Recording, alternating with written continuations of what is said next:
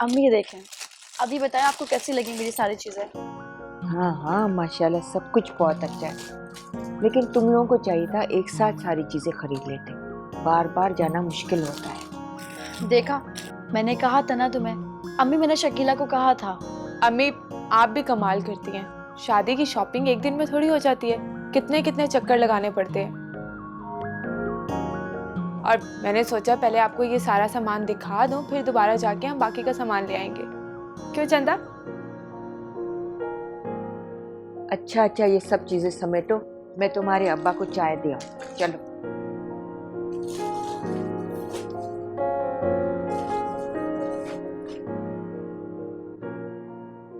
अरे पागल, उमर से मिलने का बहाना भी तो चाहिए दोबारा।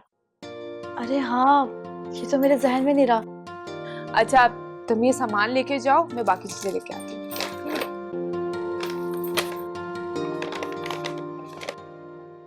ए चंदा,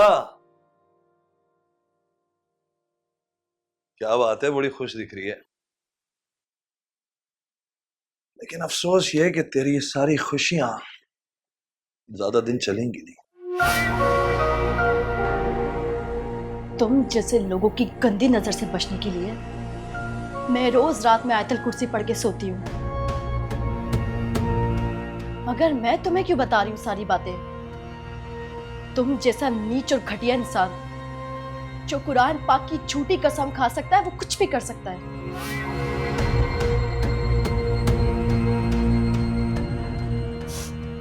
मगर मेरी एक बात जरूर याद रखना, तुम्हें इसकी सजा एक ना एक दिन जरूर मिलेगी। सजा? और ये सजा कौन देगा? तू देगी?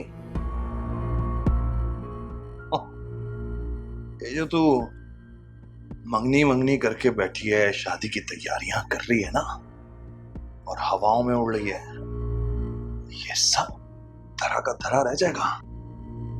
ये मेरा वादा है। तुम्हें जो करना है तुम कर लो, मैं तुमसे अब नहीं डरती, समझ आई? छोड़ो मेरा हाथ, मैंने कहा मेरा हाथ छोड़ो। नहीं छोड़ूंगा तो क्या कर लेगी? छोड़ो मेरा हाथ, छोड़ो मेरा हाथ। अम्मी,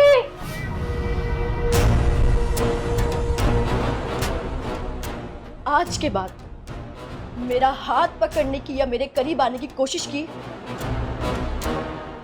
तो बहुत बुरा सलूक करूंगी।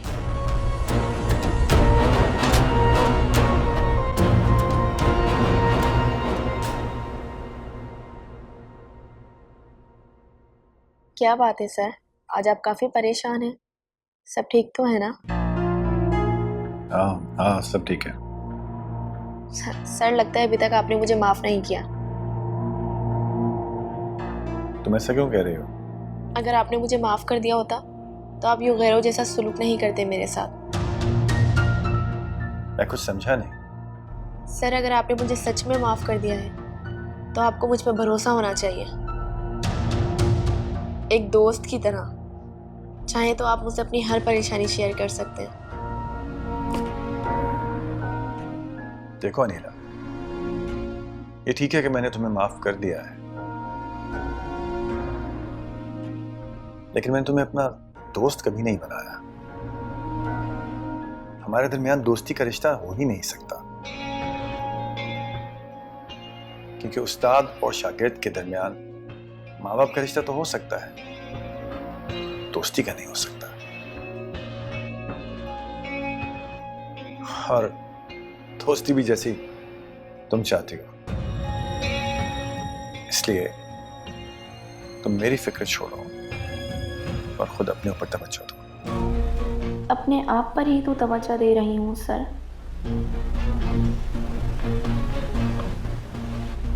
लेकिन उसके लिए आपकी तवज्जो बहुत ज़रूरी है, जो मैं एक ना एक दिन हासिल करके रहूँगी।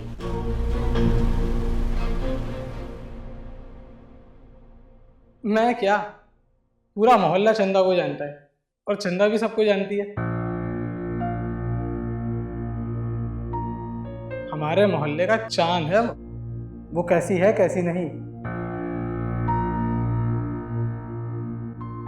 उसके मोहल्ले जाकर किसी से भी पूछ लो, सारे चंदा के आशिक मिलेंगे।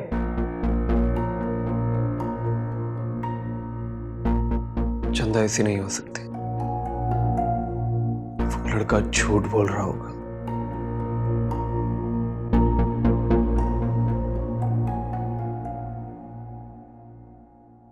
क्या हुआ भाई, इतना गुस्से में क्यों लग रहे हैं? ऐसी कोई बात नहीं। लगता है चंदा से लड़ाई हुई है। लेकिन आपको तो बहुत खुश होना चाहिए था। अभी अभी आपकी उससे मंगनी जो हुई है, और वो भी इतनी मुश्किलों से। मैं तो बहुत खुशी खुशी आई थी कि आप मुझे किसी अच्छी सी जगह डिनर कराने लेके जाएंगे, क्योंकि ये रिश्ता होने में मेरा बहुत बड़ा हाथ है। लेकिन आपके मुंह पे तो 12 बजे हुए हैं। सच सच बताएं, बात क्या है? परेशानी की कोई बात नहीं। लगता है मुझे चंदा से ही पूछना पड़ेगा। मैं अभी उसको कॉल करके आती हूँ। बात सुनो, उसे कॉल करने की कोई जरूरत नहीं है, और अपनी दोस्त को दोस्ती की हद तक महदूद रखो। घर के मामलात में घसीटने की जरूरत नहीं है।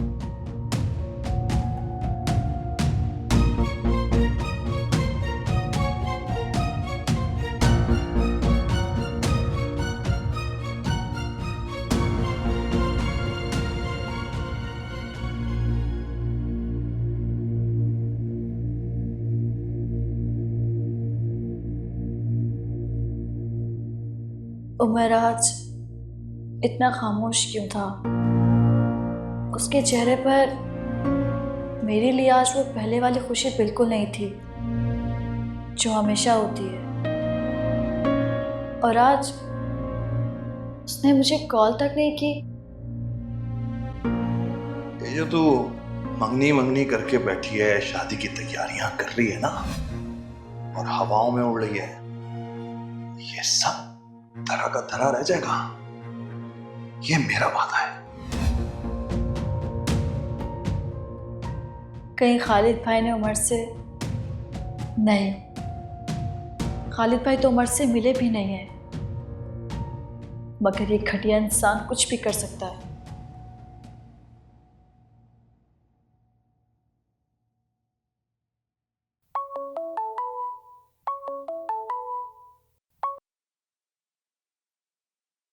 हेलो इफ़ी, कैसी हो तुम? मैं तो ठीक हूँ। लगता है तुम मुझे भूल ही गई हो मंगनी के बाद। अब मैं तुम्हारी दोस्त ही नहीं, तुम्हारी नन बनने जा रही हूँ। और नन कितनी खतरनाक चीज होती है ये तो तुम जानती ही होगी। नन साहिबा, कल ही हमारी मंगनी हुई है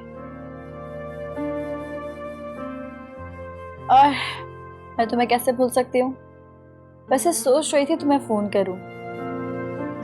मुझे तो लगा कि अब तुम मेरे बजाय सिर्फ भाई से ही बात किया करोगी। वैसे बात हुई तुम्हारी भाई से? बात तो नहीं हुई, मुलाकात हुई थी।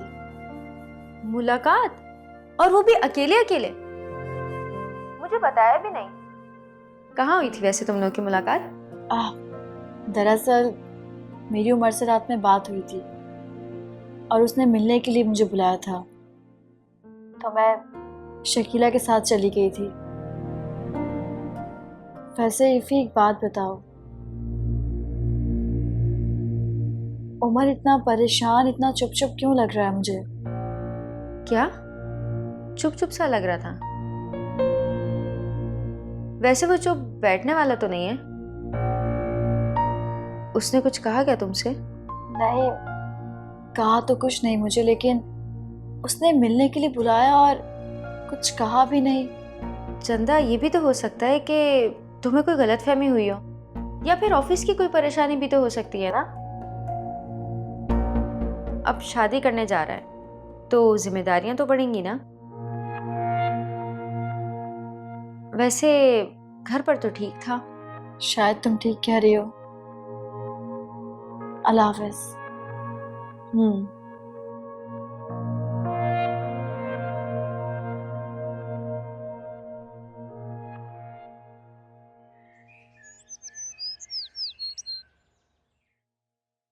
इफ़ी, तुमने उज़मा को नहीं बुलाया? आई नहीं अभी तक? आ रही है। उमर बेटा, तुम्हें क्या हुआ है? नाश्ता क्यों नहीं कर रहे? जी कर रहा हूँ।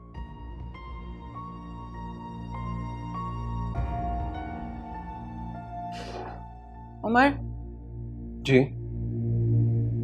मुझे किसी फैमिली कोर्ट के वकील का पता करके बताओ। फैमिली कोर्ट का वकील? तुम्हें क्या काम है उससे? मुझे हसन से खुला चाहिए बस।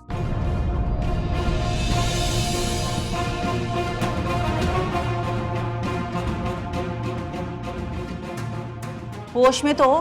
तुम्हें पता है तुम क्या कह रही हो? जानती हूँ और पूरे होशो हवास में कह रही हूँ कि मुझे खुला चाहिए, नहीं रहना मुझे उसके साथ बस।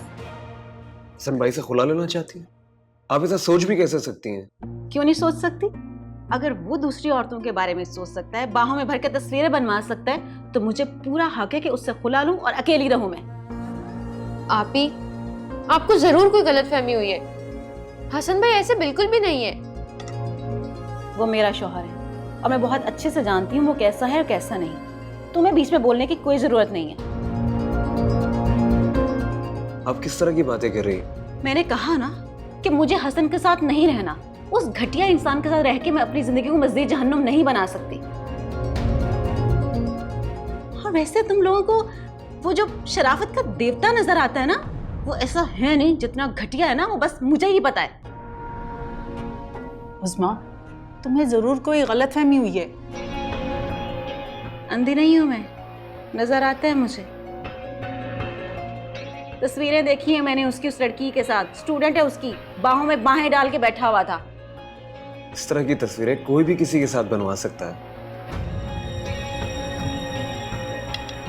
अच्छा, किसी की मेरे साथ क्या दुश्मनी होगी जो ऐसी तस्वीरें बनाकर मुझे देगा वो? तुम सब लोग ना उसकी तरफदारियां करनी बंद करो। और उमर, तुम मुझे बता दो, अगर तुम इस मामले में मेरा साथ दे सकते हो ठीक है, वरना जो कुछ भी करना होगा मैं खुद ही कर लूंगी। और इस घर में कोई भी मेरे साथ नहीं है, मुझे बहुत अच्छी तरह से पता है। ना जाने ये लड़की क्या कर लेगी, और अगर इसने सच में हसन से खुला ले लिया तो? आप टेंशन नहीं लें, मैं हसन भाई से खुद बात कर लूंगा।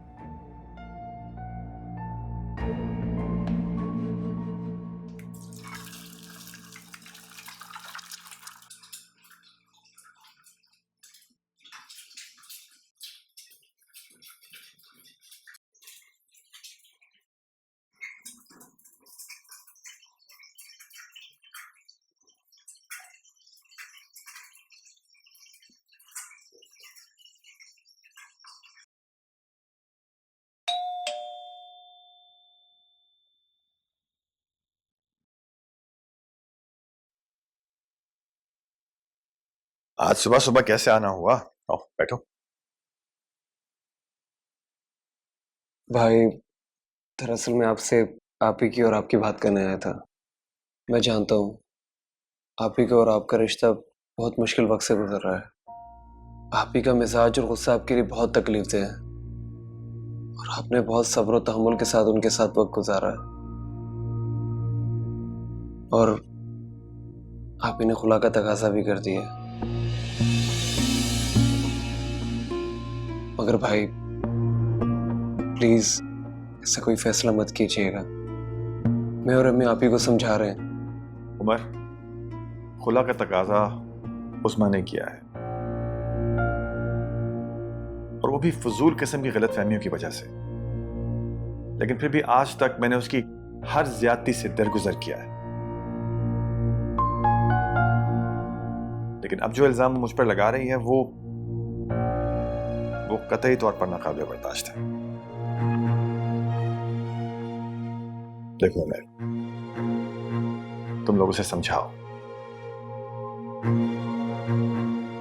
वरना मेरे पास भी तलाक के सिवा और कोई रास्ता नहीं है।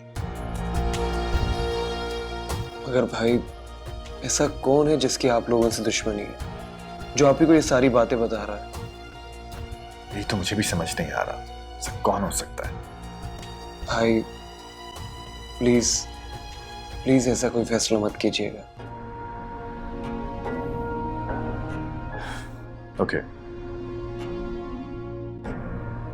फिक्र मत करो, मैं ऐसा कुछ नहीं करूंगा। थैंक यू भाई।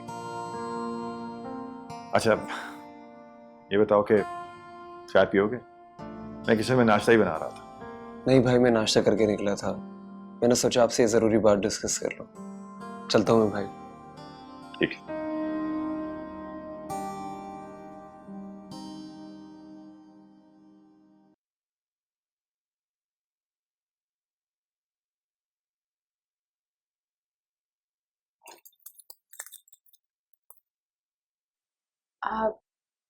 आपने घर का पता किया?